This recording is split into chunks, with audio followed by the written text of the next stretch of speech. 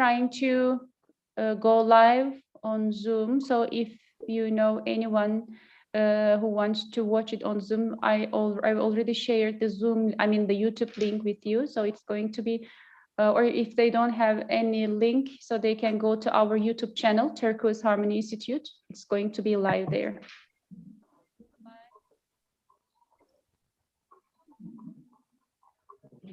Şimdi şey nasıl olacak hocam? Ben burayı kapatsam çünkü duyabiliyorum bunu. Ya da mute mu yapacağım bunu? Bu aynı zamanda benim laptopumda ya. Tamam, mute yaptım ki ben duymayayım. Sesinizle alakası yok, o direkt sisteminden. Tamam, o zaman ben bunu mute yapsam sıkıntı olmaz ya. Yani. Okay. Oldu, bastınız mı şey? Şimdi live. Hı. Bu YouTube mu sizin? Sizin Turkuaz'ın YouTube'u. Evet. Aisha, a lot of our people say they can't get into this. There's like a 3,000 person wait list. Can they watch it on YouTube Live? Yes, you know the link that the link that I sent you, it has a YouTube link, so you can just send this to them so they can just watch it on YouTube live. And if you don't have the, let me just send it here. I got it. I've got it. So if they, yeah, you can just share the name of the channel with them too. It's Turquoise. So they can even find the channel and go on live, but you can share the link.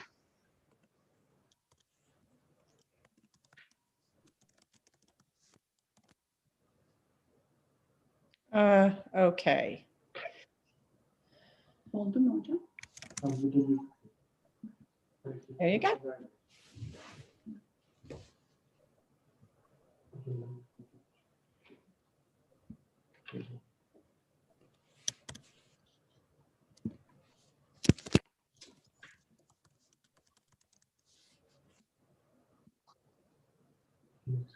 Herkes burada. Hiçbir şey zaten. Dün şeyi izledim ben. Şunu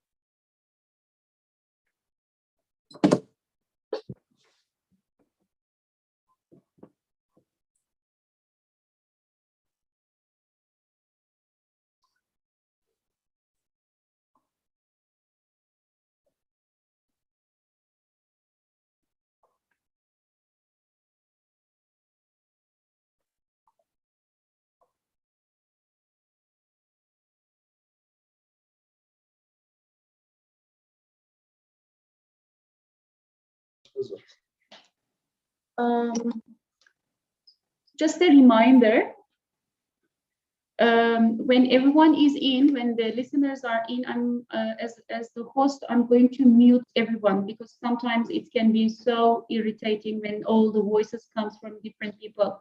So like this, I have to mute you also. So please, if you want to say anything or when it's your turn, don't forget to unmute yourself. Otherwise, it's too much of confusion when lots of voices come from different people. So just to say, Michael's name is not on his thing, Michael. It says host 500. I just wrote my name. I don't know if I can start again. I put my name there. It's Michael Ekanji. Yeah, it's not showing Michael. It's showing up as host, so you might have to do it again. All right.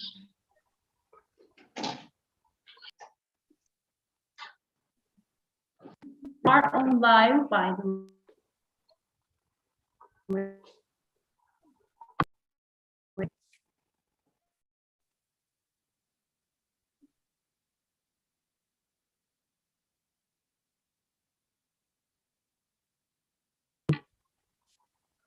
Aisha, please, if you may send Ayan to me. He is coming. He's coming. Don't worry.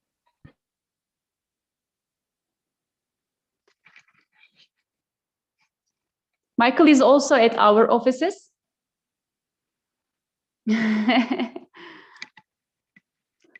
Because in Shenila, you are aware of the load shedding thing, unfortunately. So anything can happen. So I check at I'm at office because at 6 o'clock the load shedding, the power cut starting at my place. So Yes, I feel you. I've already had mine, thank God. So it's 2 more minutes.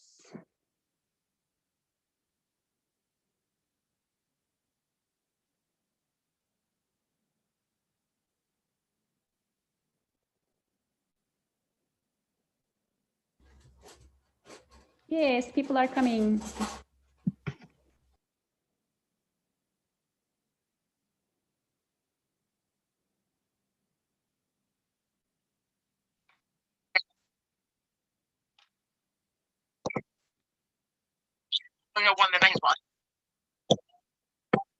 Seven minutes. Seven.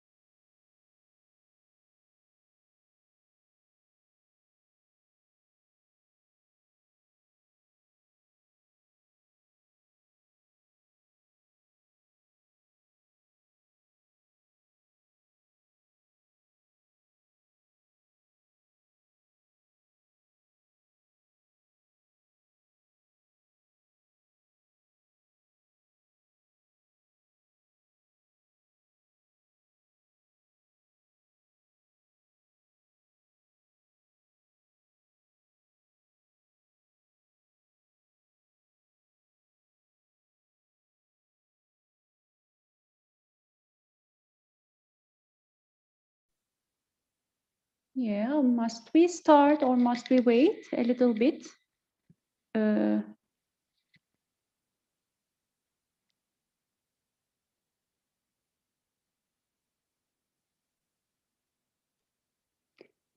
Let's wait for Juliet, then I think we can go ahead.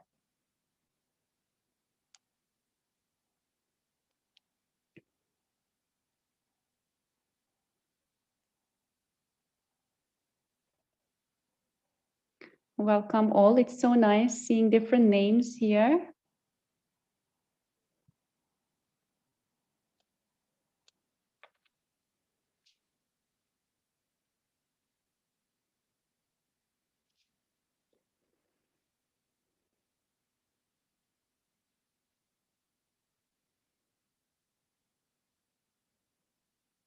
Yeah, it's already 3 past. I think we can slowly start. Yes, as we have limited time. Yeah.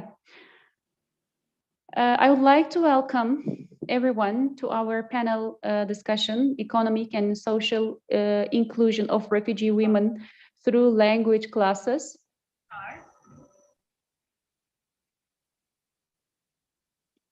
Yes, welcome to our session, respected listeners. I'm Ayşegül from South Africa. I will be moderating the session this evening in South Africa. So I'm sending my regards to everyone from South Africa. I'm Ayşegül from Turquoise Harmony Institute, based in Johannesburg, South Africa. I'm in South Africa for more than 16 years. I'm an educational linguist and a teacher in profession, and I've been involved in interfaith and intercultural dialogue since 2010. And briefly starting in this panel discussion, Turquoise Harmony Institute and our respected distinguished speakers would like to discuss the role of learning local language of the host country in which the refugee women resettle. So language is a very strong tool in benefiting from resources of the host countries, establishing a new life and integrating into the local community. So we strongly believe that refugees bring valuable experiences and their professional expertise also to the country they come. So combating the language barrier will not only enable refugee women to contribute to the society, but also increase their social and economic empowerment. For this panel discussion, as I told you, we have very distinguished speakers, not only from South Africa, from United States as well. So we have it's international speakers, also speakers from different walks of life. We have activists, we have journalists, we have academics, we have artists, so everybody is on board. So I would like to thank in advance to our speakers and for you for listening. So before we start, if you would like, you can just keep your camera on. It's going to create a nice vibe. And also we will have question and answer session. So if you want to ask any question to any of our speakers, you're more than welcome to type it on the chat session. So we are going to try our best to come back to you. So before our speakers, as the moderator and the director for Women Platform of Turquoise Harmony Institute, I am briefly will tell you about our project that we started in 2019. And since then, it's ongoing. So the base, actually, the foundation for this panel discussion is that project, language teaching to refugee women in Johannesburg. Now it's getting bigger. We are now starting teaching language to refugees from other cities in South Africa. Hopefully, we are going to be international. So since 2019. We believe with a view to combat the social exclusion of refugee women and migrants and promote their smooth integration into South African society, we provide a holistic program for them in 4 different phases. So, you know, especially refugee women have lots of challenges. And Shanila, our first speaker, will tell us about the context, the refugee context in South Africa. But I want to just make you familiarized with some facts in South Africa. Unfortunately, South Africa has more refugees than it can handle. And lots of asylum seekers even couldn't get their papers, documents. So it's unsolved cases. And South Africa also doesn't have any refugee camps. So the refugees are unfortunately unassisted in urban areas. So lots of things, language barrier is also one of the challenges. So we wanted to focus on this language barrier challenge. And we started language lessons just to make especially women to stand confidently on their feet so that they can apply for jobs here. Also, lots of them, some of them are educated and they come with their diplomas, degrees, or their professionals, their skills. So it is, we thought that it's going to be a platform for them to carry on what they have been, what they had been doing in their home countries. So briefly speaking, our program consists of 3 phases. The first phase is language teaching. We used to we used to do it contact, but unfortunately, after COVID, we had to change everything into online format. But there are some, because of some disadvantages, data issues, not everyone has, you know, Zoom and etc. So we adapted everything in the WhatsApp format. So during 2020 until now, even now, we are having all these lessons on WhatsApp. So we are sharing the voice notes. We set and we edited the whole program into online format. We recorded all the lessons as voice notes, and there are some worksheets, flashcards, etc. So we run the whole thing through WhatsApp. And after completing a 15-week of language program, now the second phase is skills development classes. So through these skills, upon completing their language and adaptation classes, there are 4-week skills development program classes that it starts. These classes offer 2 different skills for 2 different groups. One is baking, so that they can start their own catering business, simple recipes that they can make with simple ingredients, and they can start from the bottom as a caterer. And the second thing is hand sewing. In case they don't have, you know, machines, sewing machines, we teach them basic sewing skills, hand sewing skills, and to make some simple things like cushions, like blouses, so they can start their own business in tailoring. And the phase 3 is quite related to phase 2, the skills development, and we recognize refugees bring with them the wealth of knowledge, and like any of us, they have dreams, and they have dreams that they want to pursue and they want to accomplish. So they also want to be financially independent and develop themselves and contribute to the society they are in at the moment. So the second and the third phase, phases of this project aim to create sustainable self-employment of entrepreneurial refugees through an intensive program which equips participants with the skills and practical support through mentoring and skills training workshops. So we also offer them financial management and how to start a business workshops, etc. And the last one is cultural orientation workshops. And Turquoise Harmony Institute's cultural orientation workshops in this project provides refugees with accurate information about life in South Africa. And these help the refugees develop realistic expectations and develop skills necessary for them to adapt South African culture and community and address their concerns and questions. The refugees thus gain a sense of control over their new country and a sense of belonging to the community, to their host community. So this is basically the program, the project that we run currently now in Johannesburg, South Africa. I just want to show you some pictures before moving on our next speaker quickly.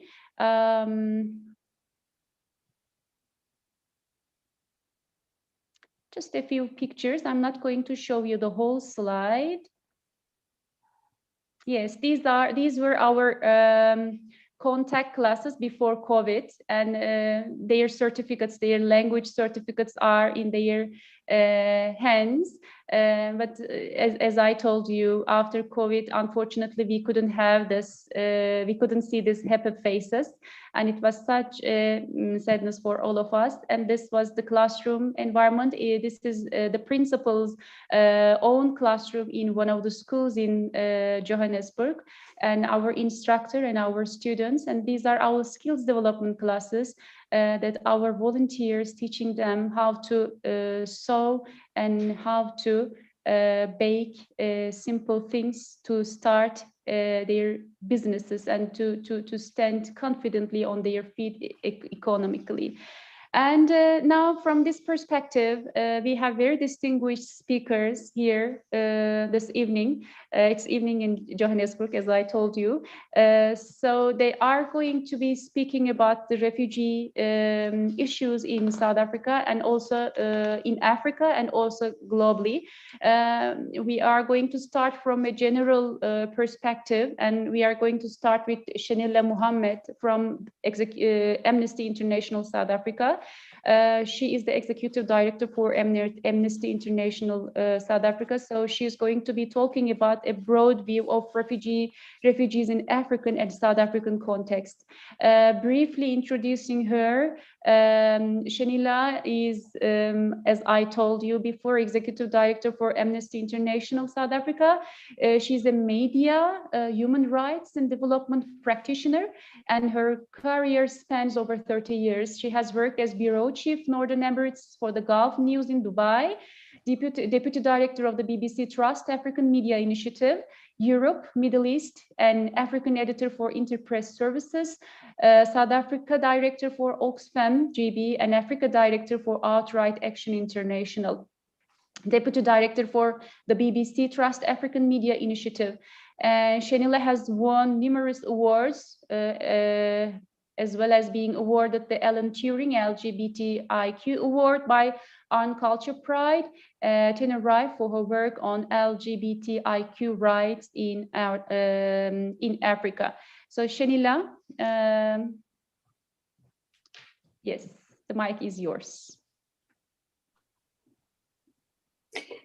Good evening, Ashe, and good evening to everyone on the Zoom call. Thank you so much to Turkish Harmony for organizing this event. I think it's a really important discussion.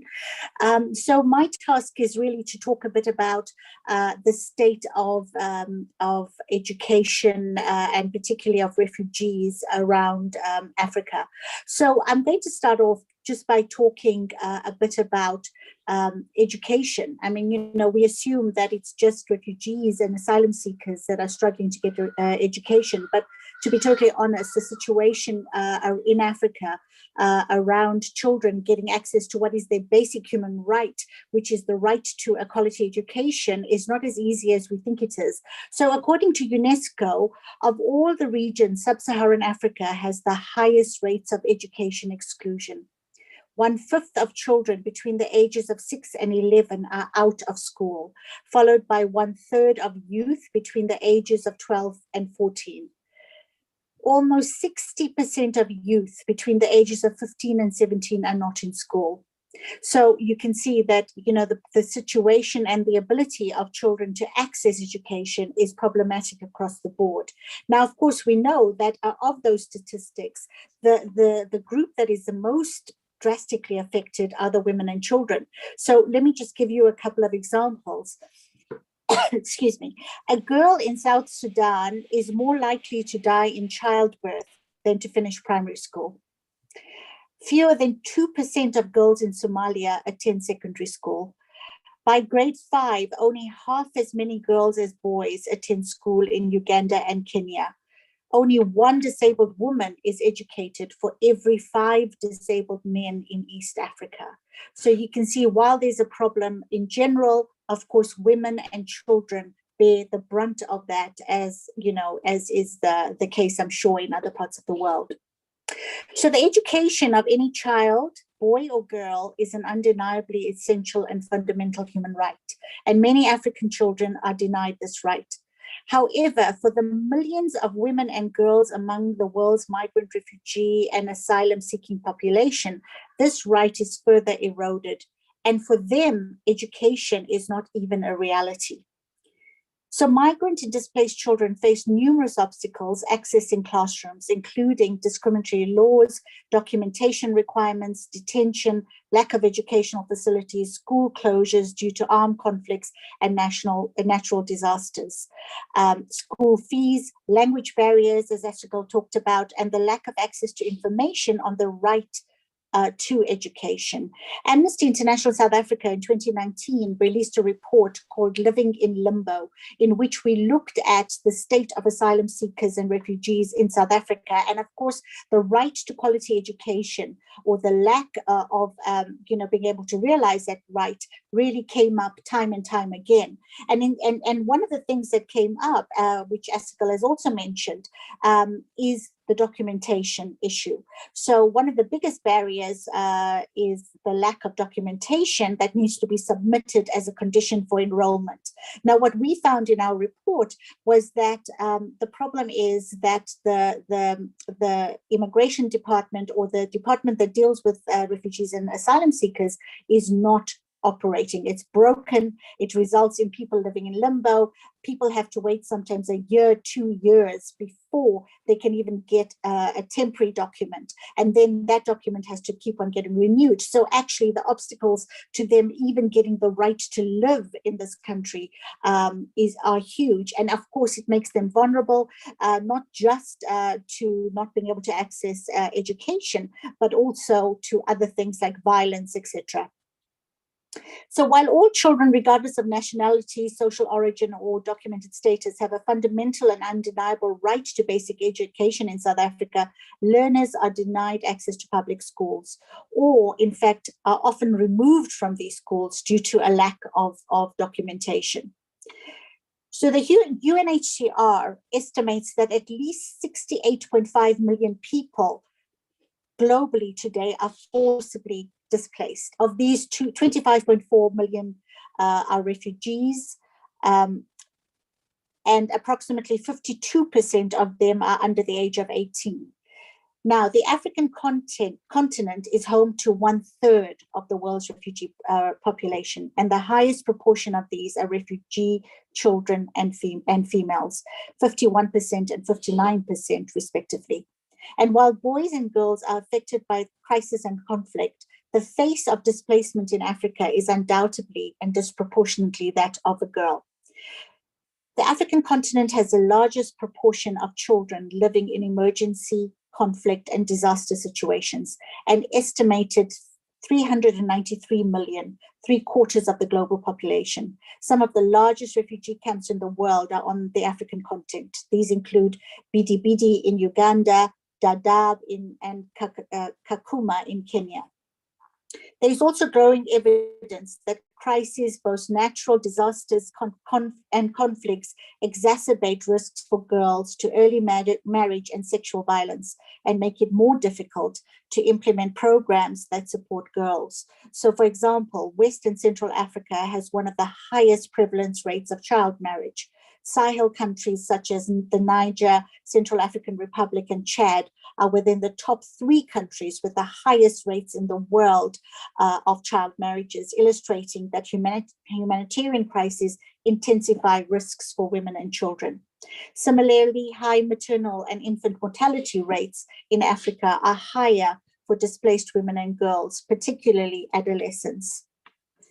In countries affected by conflict, girls are 2.5 times more likely to be out of school than boys and have fewer education opportunities, thus depriving them of an opportunity to rebuild their lives and protect themselves.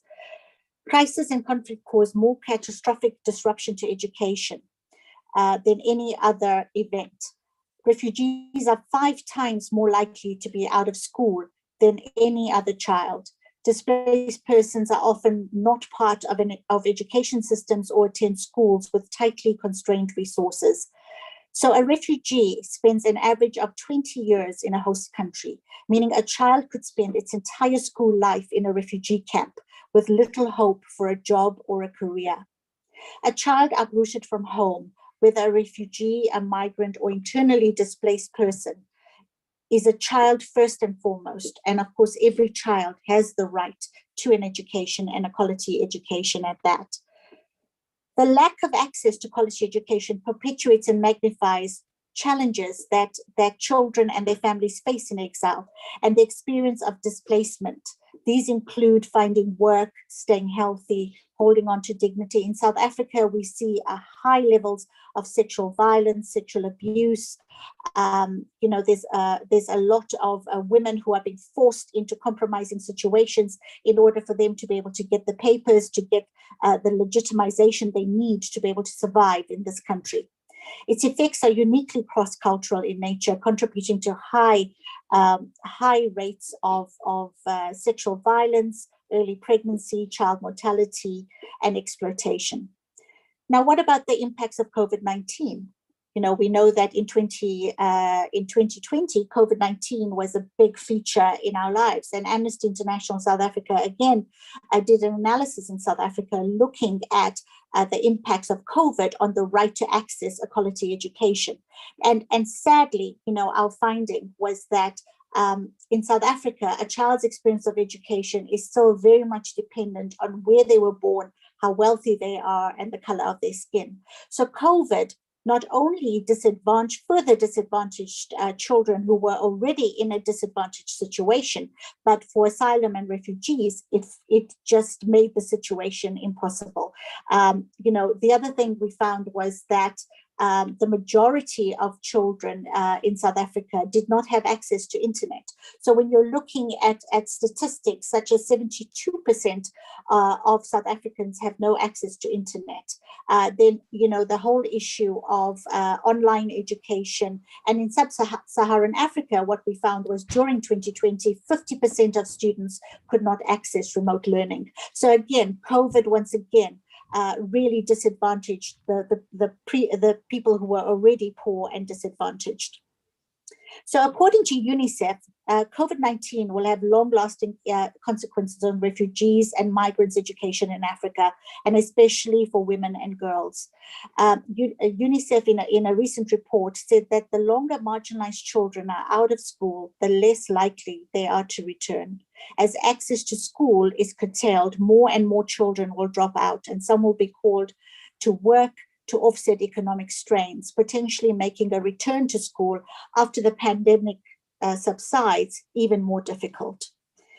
Technology and online learning do not represent an appropriate coping solution for many migrants in Africa. For instance, in sub-Saharan Africa, where a quarter of the world's refugees reside, 89% of learners do not have household computers, and over 50% lack internet access.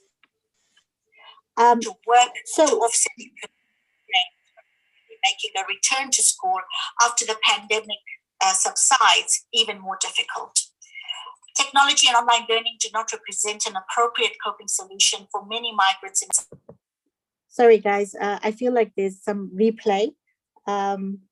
Okay, so I'm just going to end off, Eskil, with just saying that, what do we do about this? E-Learning Africa's latest study warns about the danger that the current crisis will ultimately increase the social digital divide in education between those with access to technology and those without, thus leading to increased inequalities, including gender inequalities.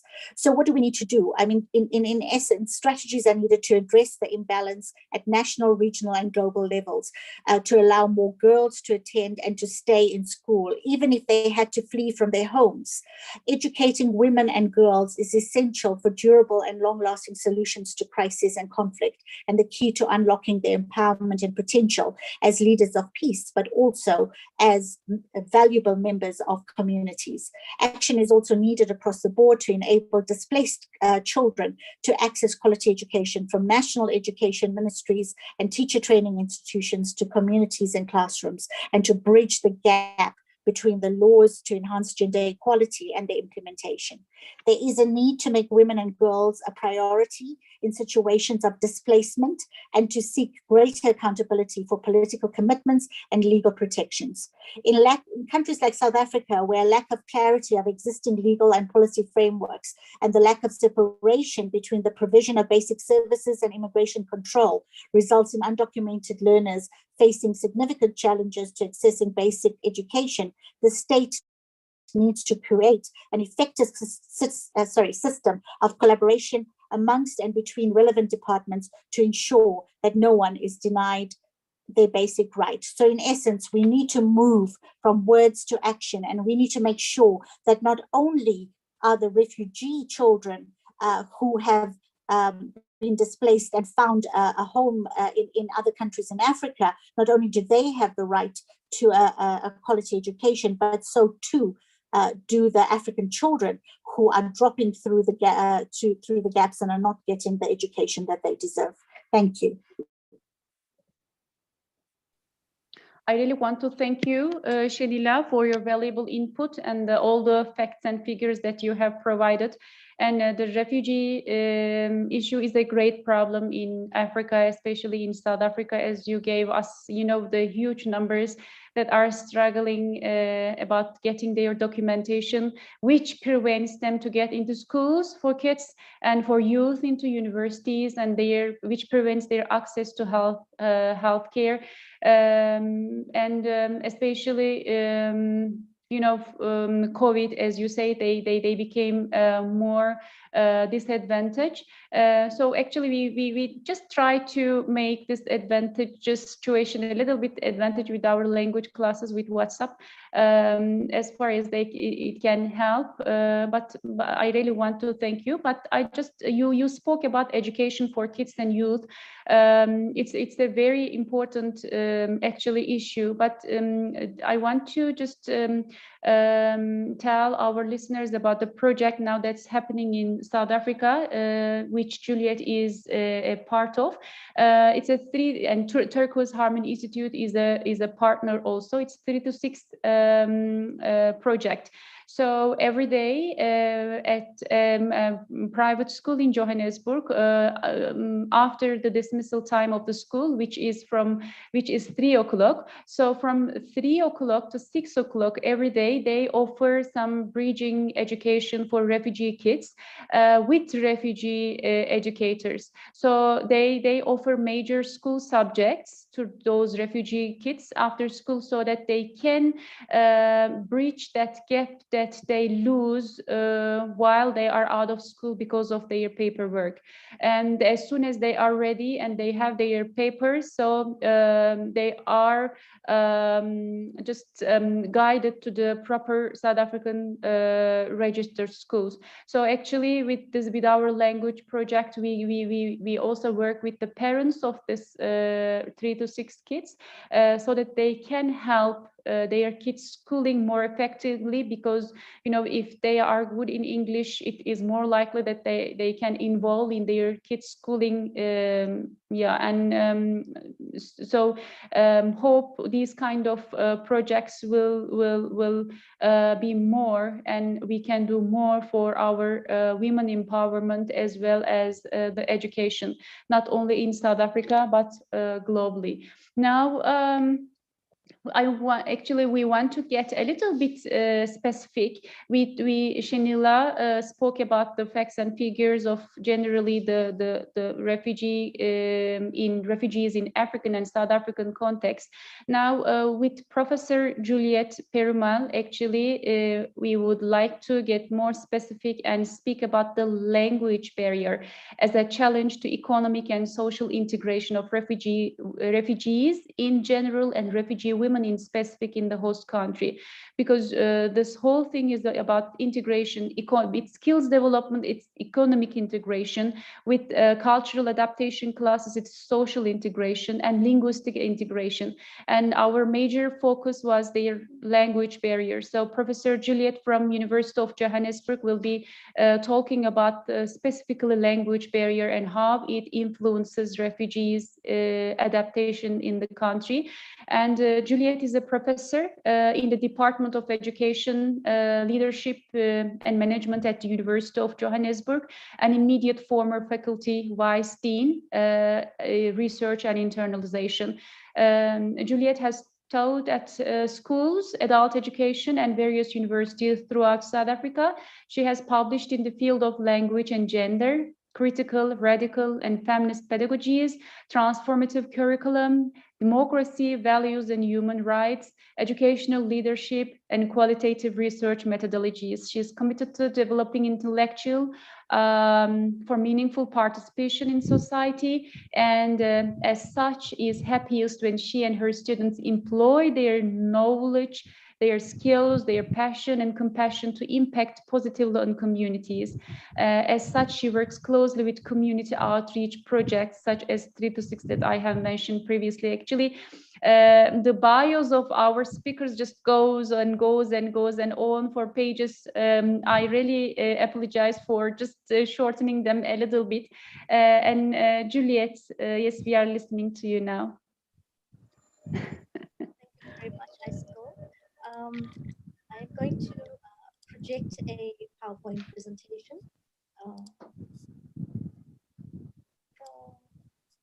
All right. So thanks once again to Aysegul and Turquoise Harmony Institute for extending this invitation to me. I have a very long presentation, so I'm going to talk a lot. I'm going to try to get through this as quickly as possible, but I will be focusing on the economic and the language issues and how it impacts on refugee women in particular.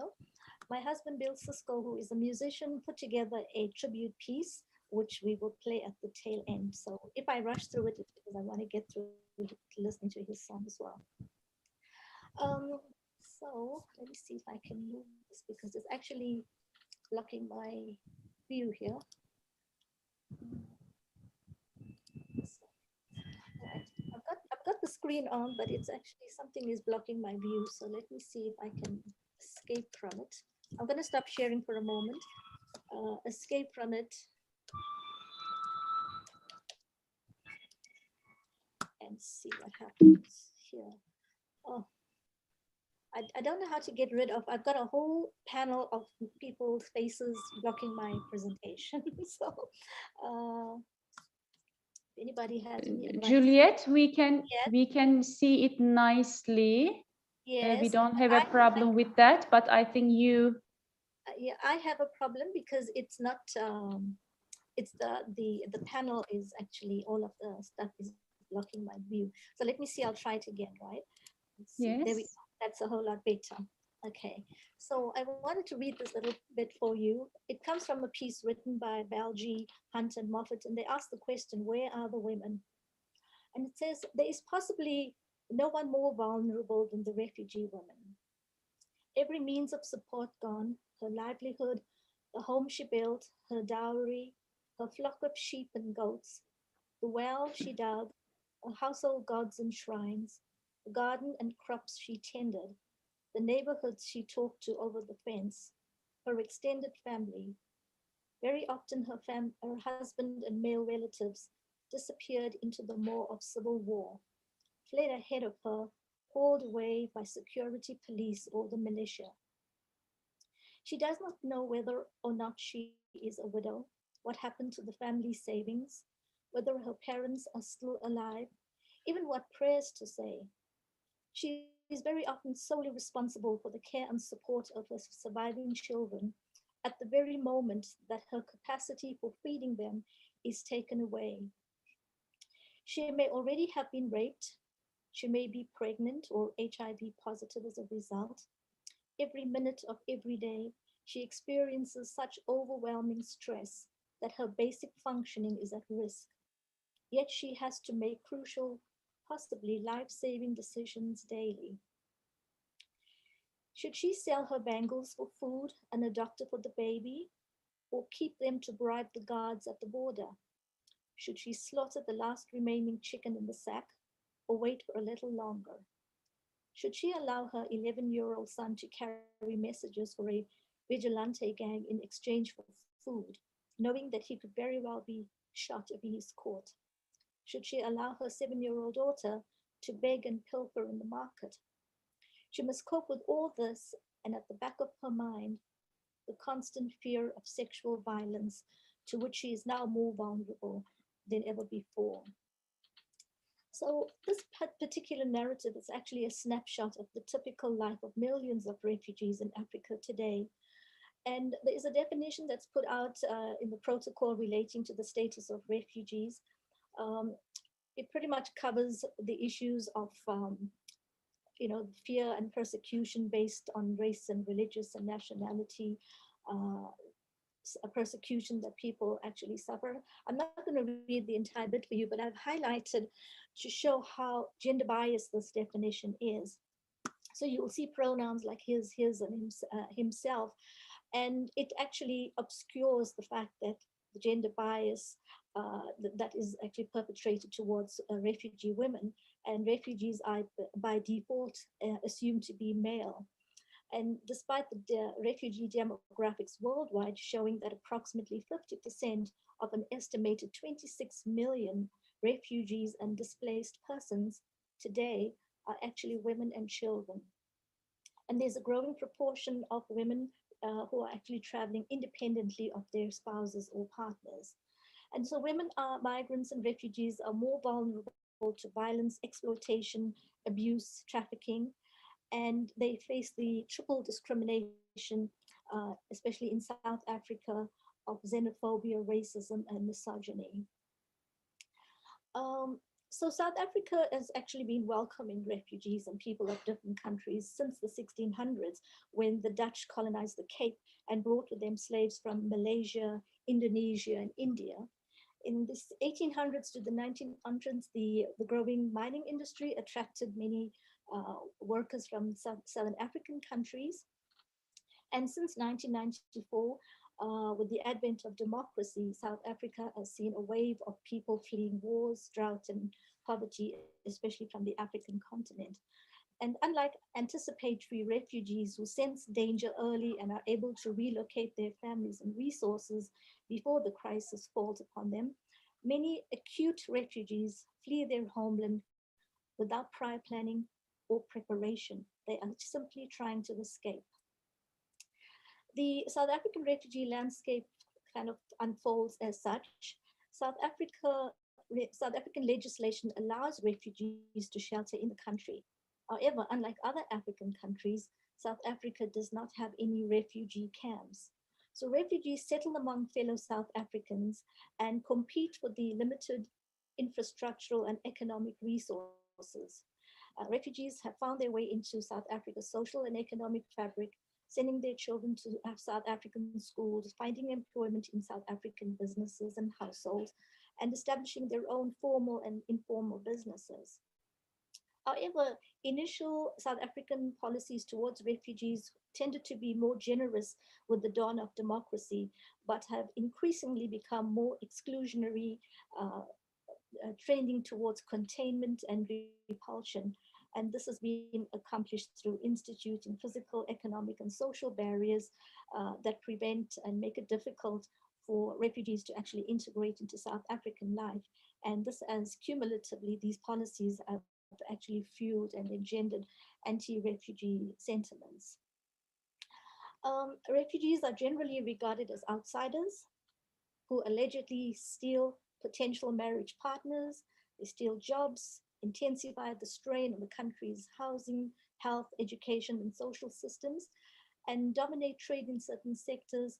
They are thought to form monopolies and try to evade taxes, avoid customs, and sell illegal and expired goods. So with this kind of sentiment that is prevails among South Africa, the host country, the citizens of the host country towards refugees, it is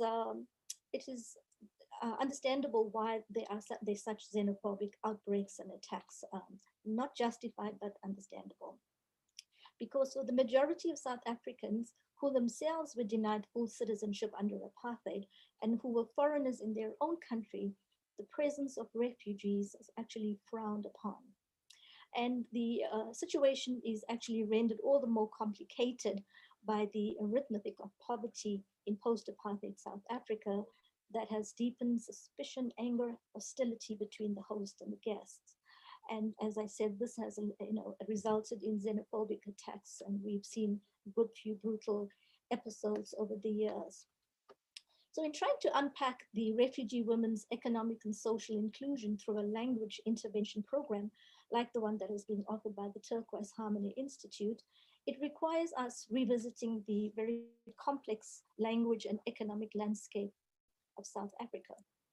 So very quickly, a very busy slide, but South Africa has always been known for its its subscription to additive bilingualism and multilingualism. For example, the history, a quick walk down history, a memory lane will show us that in 1795 to 1948, when the British colonized South Africa, English was the dominant language and Afrikaans also. So those were the two bilingual languages that dominated the landscape. When the Afrikaner regime took over between 1948 to 1994, Afrikaans became the dominant language and English the second language. You will notice that none of the indigenous Black language were represented during this particular dispensation. And since 1994 up until present, South Africa has adopted 11 official languages. However, English still remains the lingua franca. And interesting enough, that a lot of the refugees that are fleeing countries like the DRC, Burundi,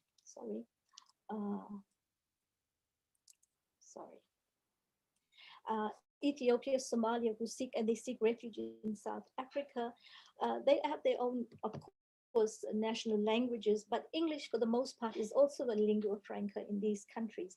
So I have in the second panel a map, that's a busy map that kind of actually shows you the 11 different South African official languages in South Africa and in which provinces these languages dominate.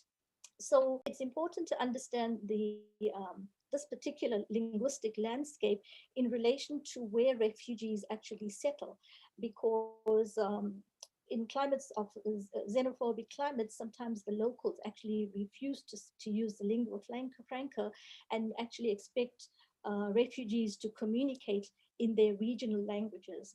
And I'll show an example later on. And of course, in the left, the right-hand panel gives you a kind of a snapshot of the different languages that are spoken in Africa.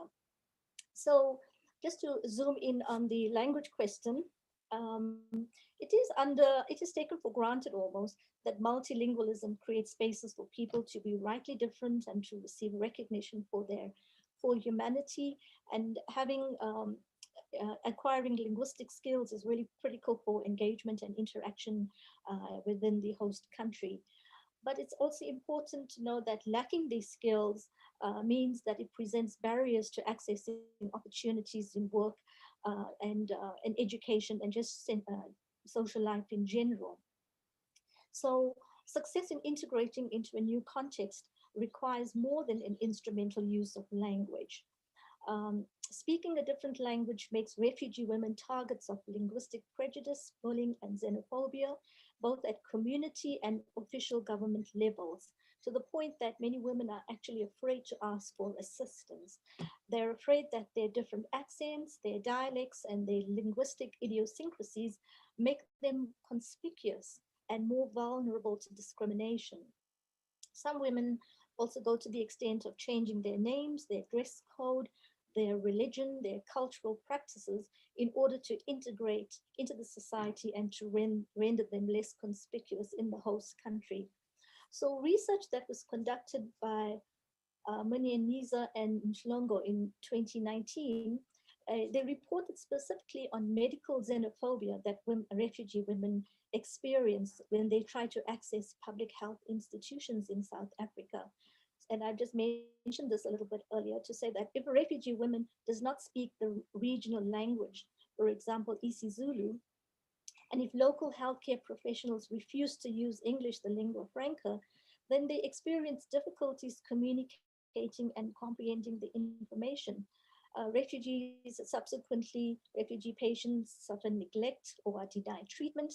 Their medical information is inaccurately captured, and healthcare professionals proceed with medical procedures without obtaining patient consent.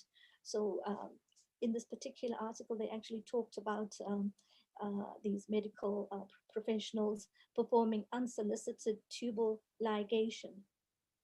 And also refugee women's confidentiality is breached because of their reliance on friends and family to translate from whatever language is being spoken in order to make medical decisions. Of course, Shanila has touched on the technological divide. Obviously, that needs a whole lot of unpacking, and I don't have time to do that now. But also, just to think about, cumulatively, the psychological and social negative impacts of being of linguistic prejudice and what it engenders amongst these women. With regard to the economic, I will refer to it as seascape rather than a landscape. We find that many refugee women actually did occupy significant roles and jobs in their home countries as community leaders, trade unionists, priests, teachers, and health workers. And among the refugees seeking asylum in South Africa, approximately 25% have not completed secondary school. With 34.3% of South African women unemployed, these refugee women join the 89% of Southern African women who participate in the unregulated informal economy. Typically, they bear the triple burden of managing employment, domestic, and reproductive responsibilities. Assailed with these restrictions, they find problems actually securing work permits. The types of jobs they do is that they probably become shop owners, get engaged in beauty salon, like personal care services, some of them with illegal drug dealing and arms and sex work. And many of them actually engage in 80% involved in domestic labor. Others do adjacent work, which are very women-centric work like home-based care, caring for the adults, volunteering in project works, or adjacent jobs that actually that are related to what is the feminization of labor, like caring and stuff. Generally, these jobs are low-skilled, low-paying, or no-paying. They're part-time, they're temporary, and women often settle for jobs that they are overqualified to assume. These jobs come without any pension or employment benefits, and all of this results in the de-skilling, the flexibilization of their labor, which actually perpetuates the feminization of poverty. Shanila has mentioned how COVID-19 has actually exacerbated the loss of income and all of that. Here very quickly are some famous African refugee women, and I'm going to have to do this and play this little song from Billy to all the amazing refugee women out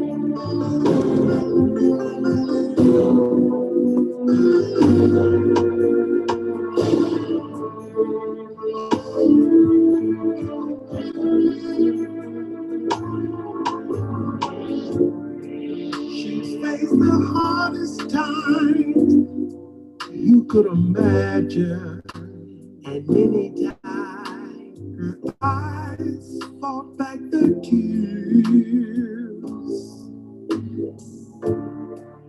And when her youthful world was about to fall in, each time her slender shoulders bore the weight of all her fear, and a sorrow no one hears, still rings in midnight silence in her ears. Let her cry, for she's a lady. Let her dream, for she's a child. Let the rain fall down upon her. She's a free and gentle flower growing wild. Let her cry, for she's a lady. Let her dream, for she's a child.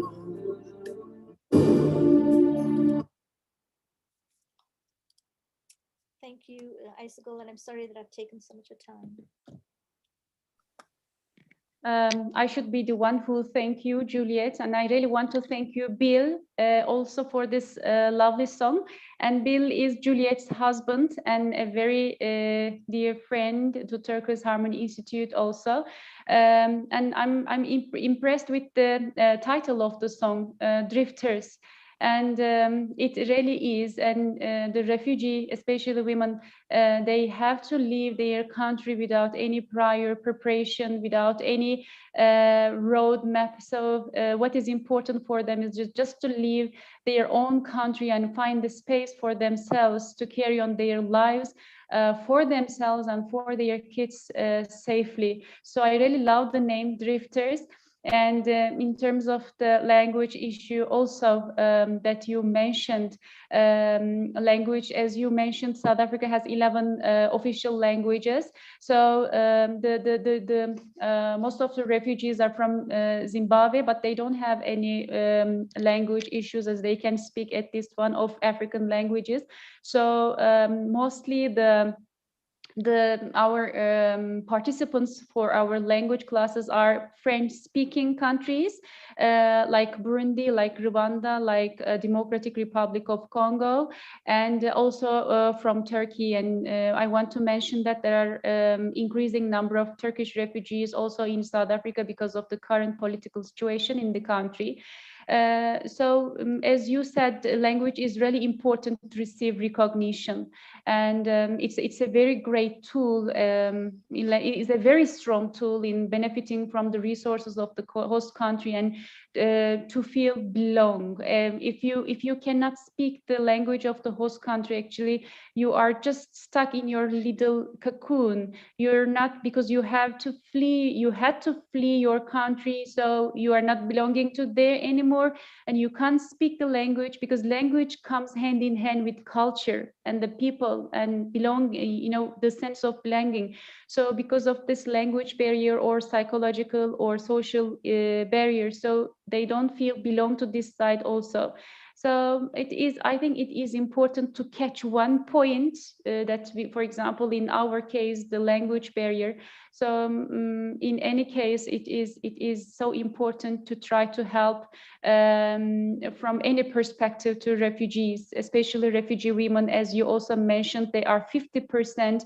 50% of them are women and children. 50% of refugees are women and children. And unfortunately, as always, as in all conflict cases, women and children are always the more vulnerable ones.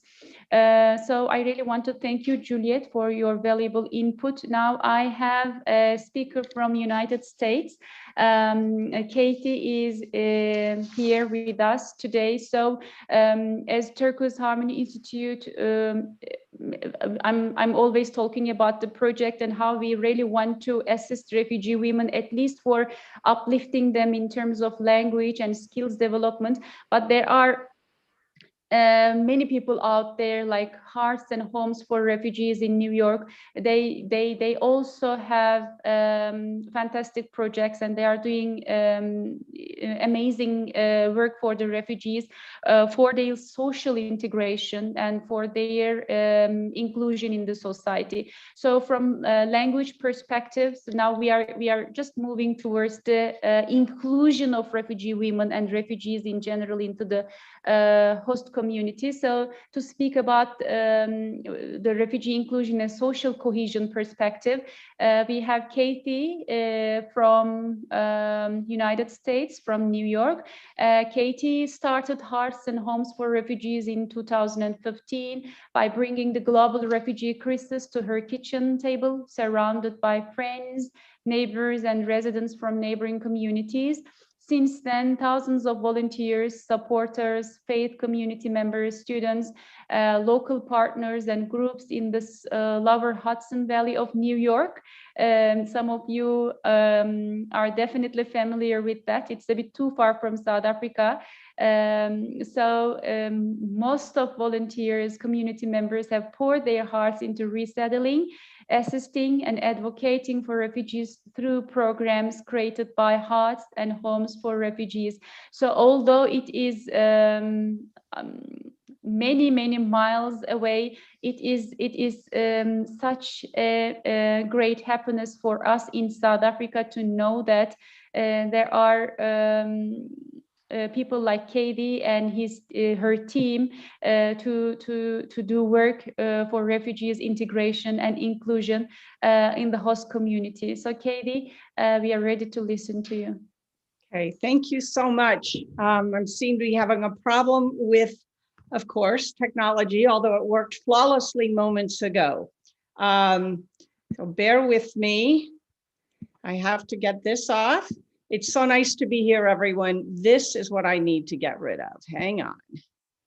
Nope, not going to happen. I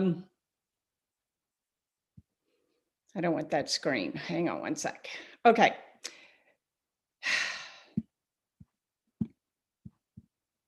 You're going to get my notes? Nope.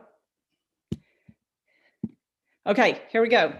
Hearts and Homes for Refugees. It's such a pleasure to be here, everyone. And thank you. And my esteemed colleagues, you have so well framed something that we all know. To give up your country is the hardest thing a person can do. To leave the old familiar places and learn everything over again, different from what you've learned as a child.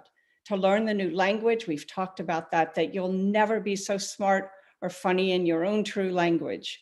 These are heroes, showing by their struggles how precious beyond words freedom is. And if we knew their stories, we could not keep back the tears.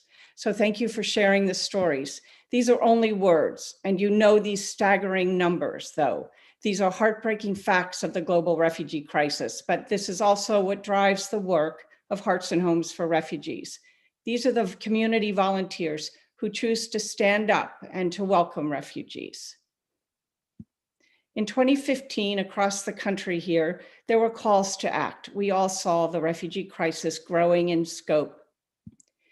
In Hearts and Homes for Refugees and in outside New York City in Westchester County, we created a community-based, volunteer-driven refugee serving organization. And our goal is to harness the goodwill of all the people and the networks and partners in our communities. This is so that we can empower our new neighbors to rebuild their lives with dignity and hope. Our mission is very simple: build welcoming communities, resettle, assist, and advocate for refugees, and inspire, educate, and equip others to do the same thing, because we know it's possible.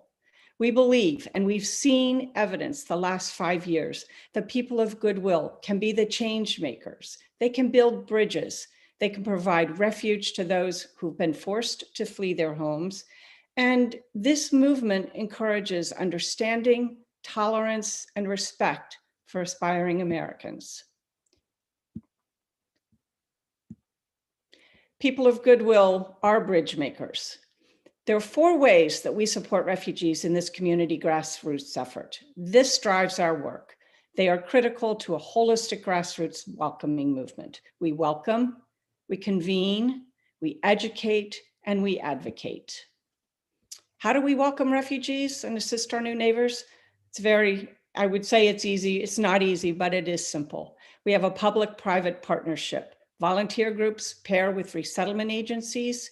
We pool our resources, our time, and our energy, and we provide more support beyond the typical 90 days. And that 1 year of community commitment and volunteer support offers more promising outcomes for integration and independence of our new neighbors. We all know, we've been hearing today all day and why we're here, that language is key to providing aspiring Americans the voice they need for cultural adaptation and independence. Our new neighbors have access to language classes at libraries and schools. We have volunteers who supplement that language. We have childcare support during classes so that new moms can be present and really focus on language learning. And we do this in person and at home, and of course, during COVID, virtually.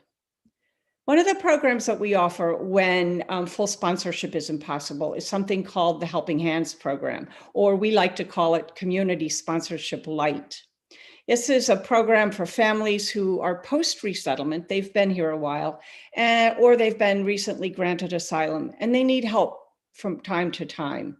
We match them with a team of volunteers who fulfill a wish list, and this is all agreed upon in advance. So it's a short-term support and assistance. It's like we call in this country the welcome wagon, the new neighbors helping new neighbors. COVID-19, as we all know, it created a curveball for all of us. We faced as an organization, the whole world, unforeseen hardships in our new neighbors. But there was also a tremendous outpouring of support from volunteers. So much opportunity for language learning support and guidance, for reliable information to clients that was accessible in their own languages and our language. This was especially important in the early days of COVID when there was so much misinformation. So we were able to assist with unemployment and finances and taxes and so much more. The impact of this, 800 new neighbors in our area of New York were assisted. We generated $137,000 in support, rental assistance, education support, gift cards, and various community drives. And we're a small NGO. We have 2 part-time staff and hundreds of community volunteers and partners and donors. And the $164,000 valued in community service hours for us is significant, and it demonstrates a clear outpouring of support during COVID. And it's not over. Volunteers are crucial in helping us provide much needed service. They engage women's conversation groups for language and to break social isolation, which we've all experienced during COVID. And many of our monthly in-person women's conversation groups became weekly. Women have started their own businesses, and we've helped them promote their home businesses as seamstresses, as cooks. We've offered new driver support. How do you learn to drive? Who helps you with the test? Those are what our volunteers do. Women in our network have taken so many steps towards independence, learning language, learning to drive, starting businesses. This is so important, and this is where community volunteers can make all the difference. In addition to direct support, we also bring communities together because welcoming cannot exist in a vacuum. It's critical to bring the grassroots community to everyone in all corners of our county and our region of the country and wherever this is taking place. And so we create programs that build on and sustain what we have done in the last 5 years. By convening and bringing communities together, we can succeed as a sustainable, very impactful welcoming movement.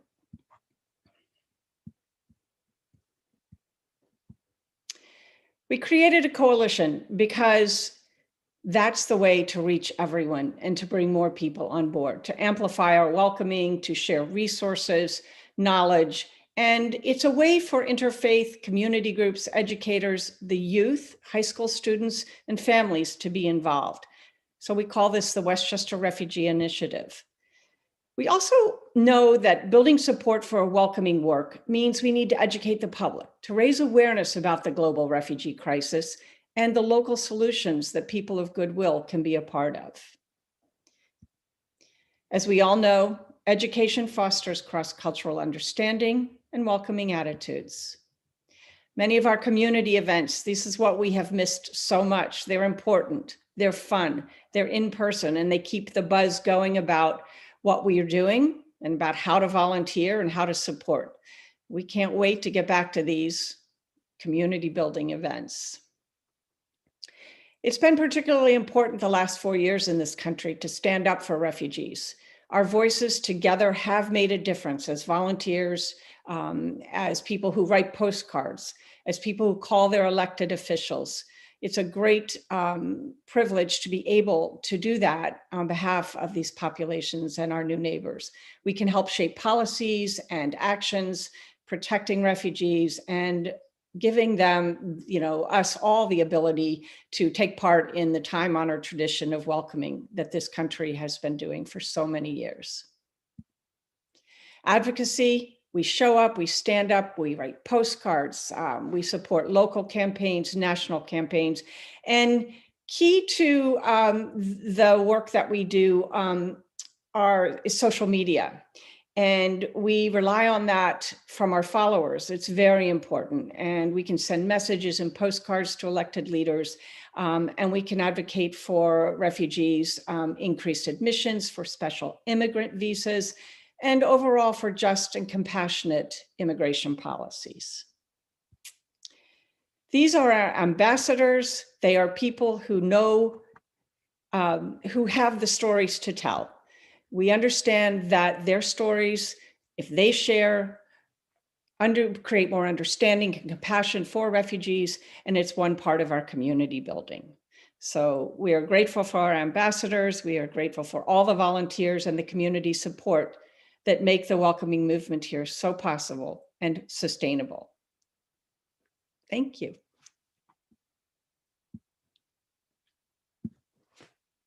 Thanks for listening, everyone, and thanks for sharing your stories and perspectives. This has been an important convening, and I'm honored to be a part of it.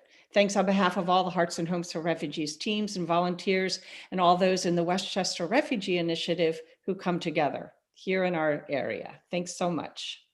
Thanks, Aisha. Thank you so much, Kathy.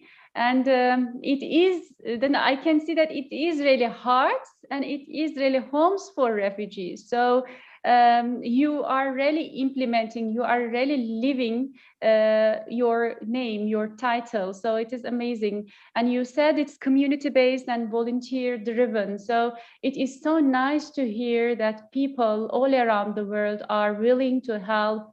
It is in your words, willing to help, willing to educate, willing to welcome and convene refugees. After Juliet's words, you know, Juliet's were talking about the xenophobia in some of the countries and repulsion and exclusion of refugees in many parts of the world. So what you are doing is in this regard is great. And that's why you are really providing hearts and homes to refugees.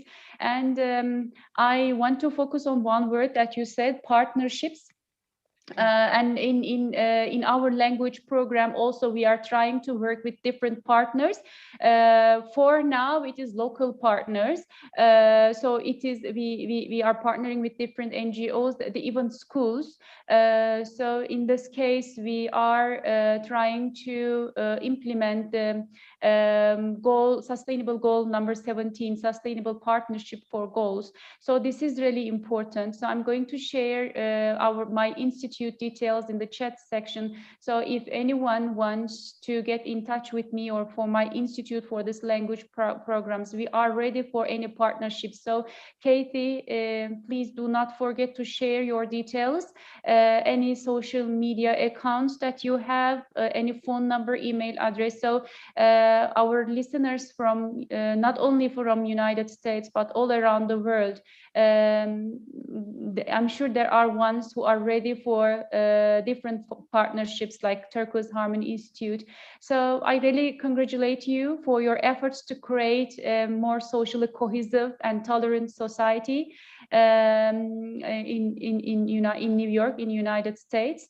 And what I like most is the teaching driving. So language barrier is important, but in countries like the United States, even in South Africa, teaching driving, especially to women, I think it works.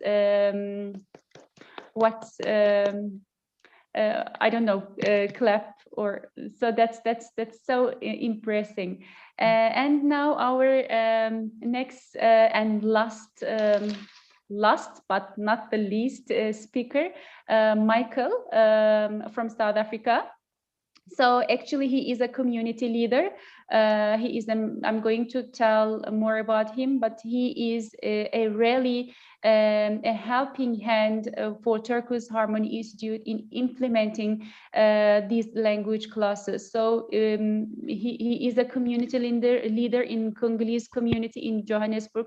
So he was motivating all women from all kinds of backgrounds and ages. So he was motivating them to be a part of this language classes as well as the skills development classes. from motivating them verbally to take part or arranging transport for them to comfortably come and go. And he was the driven force. I really want to thank Michael. And before just proceed, Michael is from Democratic Republic of Congo and currently living in South Africa as a refugee since 2000. And he's an artist, a priest with a belief in artistic spirituality to contribute in the transformation of humanity and nature in an aspect of social life.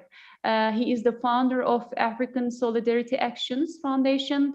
Just 3 months later, upon his arriving in South Africa, he is a member and a leader in 2 different organizations, which are the United African Artists, and which is an association which is trying to make use of art in any aspect to outreach different people and communities. Also, the other institution is networking initiatives introduced within the Congolese Association of South Africa. Michael is one of the participants, actually was one of the participants in these language classes. As you will hear, he is good in English, but just to motivate the women to be a part of it, he was himself was in the language classes, was very helpful in organizing refugee women in his community in long-term logistics, transport, and motivation. So we are happy to have Michael here with this session to listen his remarks and his thoughts about this language program and in a refugee context generally. Yes, Michael. Yeah, thank you, Aisha. Thank you to everyone. Good evening. First of all, I'm so grateful and thank you all for the service you are providing to refugees.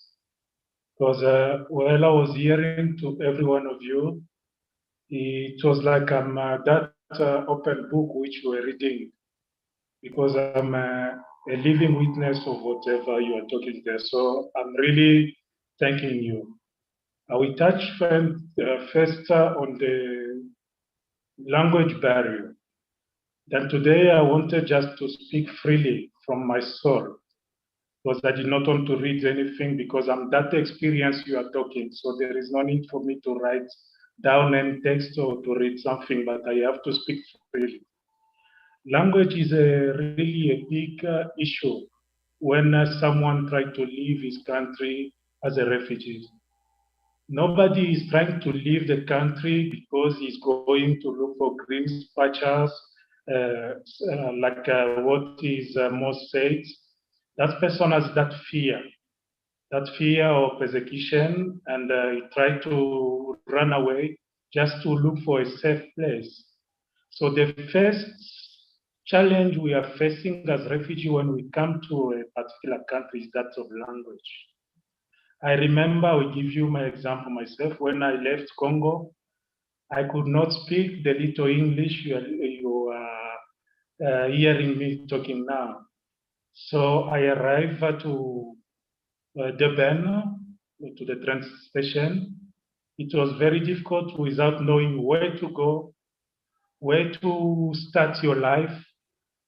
But I would like to say also, South Africans are so helpful, very hospital, because they are that face we are showing to the world that South African are xenophobic. Is true, there are some who are like that, but the first person to help me while I could not know a language, English or any Zulu, because in KwaZulu-Natal they speak Zulu.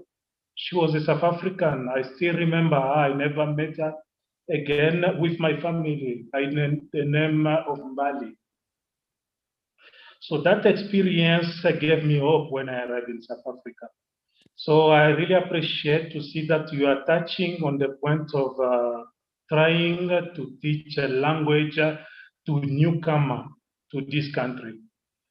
The second issue I will talk is what Aisha was talking first of all about the entrepreneurship side of what they are trying to do with refugees. That issue is very, very important in the life of a refugee. Because some, when they are coming, they have that skill of them, they have that knowledge. Some are very educated when they come to South Africa. But when they arrive here, we have locals as well who went also to school. They want to get jobs. They want to get the opportunity which their country is offering them. So we are facing with that competition because everyone is willing to survive. So as a refugees, we have also to sit and try to think ourselves, what can we do to the side of entrepreneurship? Because everyone is not supposed to be employed somewhere in a certain company. So we thank the Tikwaza Money for that opportunity they are sharing with us to develop the skill. Then I appreciate also to the side of Kate what we are doing in America there. It's very important. It's very helpful. You never know what those people they are caring. I give you the example of Mbali. I met her in 2000 when I just arrived in South Africa. I never forget that lady. Maybe she forget the 300 rand she offered me on that time. You can imagine what was 300 rand on that time, but she just gave me without knowing me. So it was a good experience. So I think people will keep appreciating what we are doing. So by talking about language, we talk about that cultural also influence which is there. Because there is a cultural shock which is happening. Refugees, when they are coming, they got their only cultural background. Then when we arrive also, we find that the locals, they got their cultural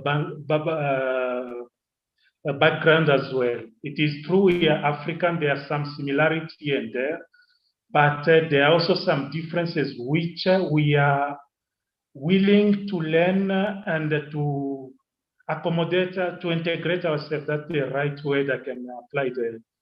So we find also the work we are doing is grateful, then we are really supportive to that.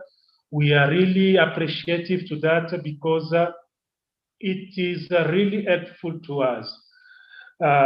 When I go to watch Sheila talk about education on children, that's a big issue now, because that's the experience which can be shared with every refugee, any refugee community, from where they are coming or from where they are living. Education is really a big issue. Education of children, even some adults as well when they come. When you face yourself with a new currency, you face yourself with a new language, you face yourself with a new code of social life. All that need a certain education. So education is very important. But I would like you to understand also the really experience of the refugee. You know, when a refugee is coming, we never understand deeply what he left behind, what experience he went through.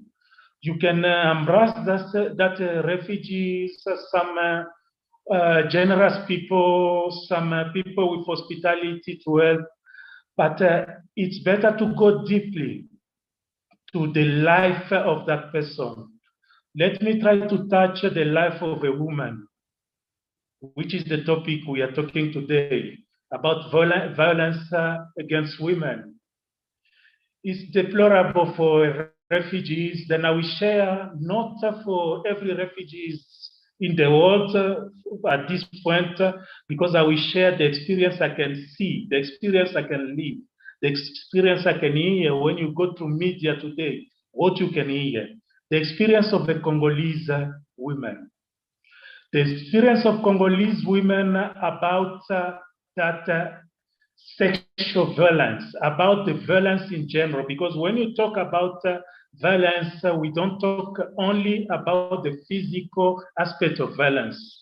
We can talk about even the policy which the government is putting in place regarding women. We can talk about the service which the government supposed to do to help that woman in that position, vulnerable position. So the refugee, the Congolese women is the subject of a certain violence which the world never see. I think someone can say how, because they are refugees all over the world. I will tell you that if there is what we call what is this price, Nobel Prizes in the world. You will hear in different places of the world where they are giving Nobel Prize to people because someone discovered something, innovated something, or did something in the society, scientifically, technological of society. But the first experience we have in the Congo to have a prize, a Nobel Prize, is not because that doctor did something innovative, but that doctor is acknowledged by the world, not because he was treating women, according to the world, what they say, not because he was treating women, but he was repairing women. You see, it's a shameful thing which the world must have now, to hear such a declaration, especially women. Because when God, if I can touch to my spirituality, when God created a woman, it's not for a human being to repair that. I think that terminology must be correct also by the world. Then women must stand strongly about that. Must stand strongly. We are imploring for that leadership for women, not just for us as a Congolese because we are victims, because that situation is all over the world, I know, but I can talk only what I know about.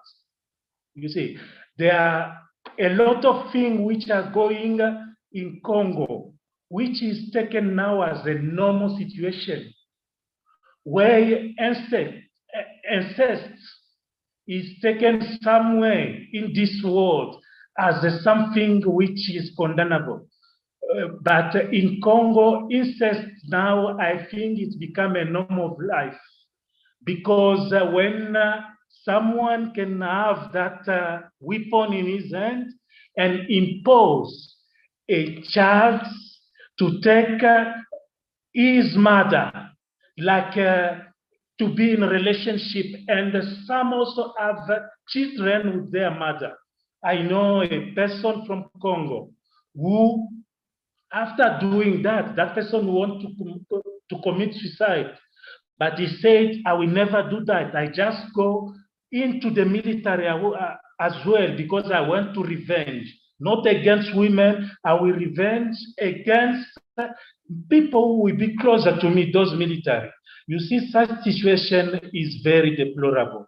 I think this panel, this forum is the opportunity for me and for those ladies from all over the world who can hear this, and especially from Congolese people, because they never had that the chance to speak openly of what they are going, sometimes because of shame.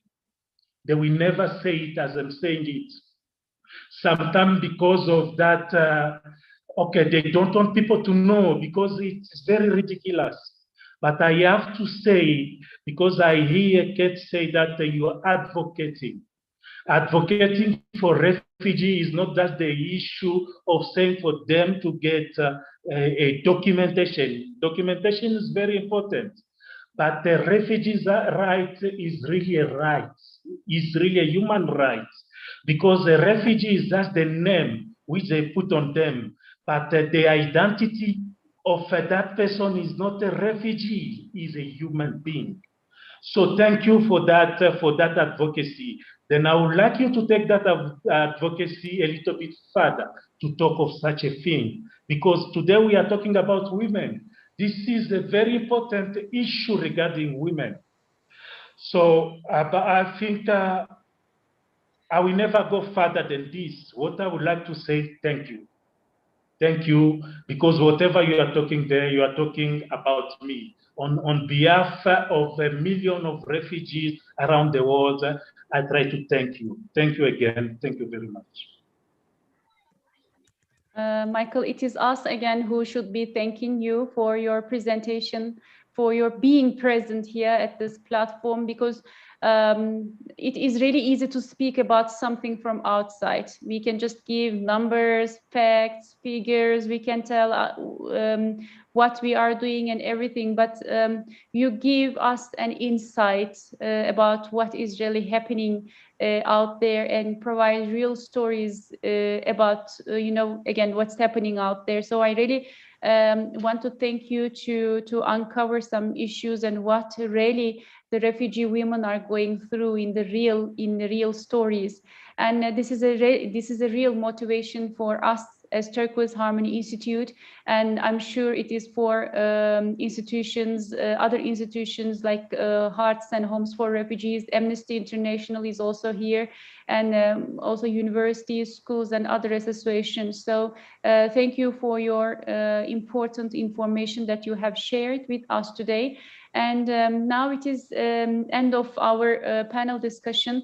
I would like to thank all my speakers to be here and for their very insightful inputs about refugees from general to specific. And I really would like to thank journalists and writers foundations which made this panel discussion possible for Turquoise Harmony Institute.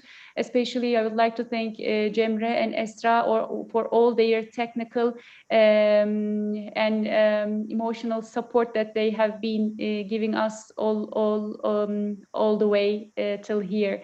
And it's the end of our session. I really would like to thank everyone for listening. And if they want to get in touch with the Turquoise Harmony Institution or even KD's organization in New York, Hearts and Homes for Refugees, we have shared our details, our social media platforms, as well as email addresses and websites.